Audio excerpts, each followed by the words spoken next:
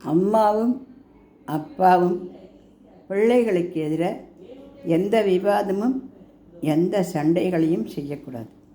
எவ்வளவு கஷ்டமாக இருந்தாலும் குழந்தைகள் தூங்கினப்புறம் இல்லை குழந்தைகள் இல்லாத நேரத்தில் தங்களுடைய குறை நிறைகளை ஒருத்தருக்கொருத்தர் பகிர்ந்துக்கணும். அப்படி இல்லாத போனால் இந்த குழந்தைகள் வளர்ந்து பெரியவளாகிற சமயத்தில் நீயா நானா அப்படிங்கிற ஒரு எண்ணங்கள் தோன்றி போகுது.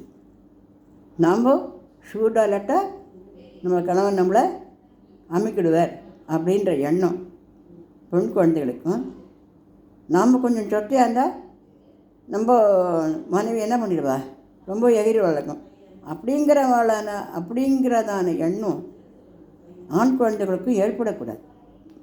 உண்மையில் யாரையும் எகிர முடியாது, யாரும் அமுக்கவும் முடியாது. ஏன்னா ரெண்டுமே ஒன்று தான், ரெண்டுமே வசதி தான். எப்போ திருமணம் அப்படின்னு ஆயிடுத்தோ ரெண்டுமே ஒன்று தான். இதில் ஒருத்தர் குறை சொன்னால் நம்மளே குறை சொல்லிக்கிற மாதிரி தான் அர்த்தம். இந்த விஷயத்தை நம்ம புரிஞ்சுக்கணும்.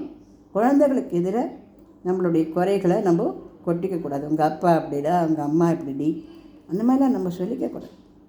அந்த குழந்தைகளை வளர்க்கும் பொழுது நம்ம ரொம்ப ஜாக்கிரதையாக வளர்க்கணும். குறைகள் கஷ்டங்கள்லாம் இருக்கும், அதை நம்ம தனியாக நமக்குள்ளே பேசி நம்ம சரி பண்ணிக்கணும்.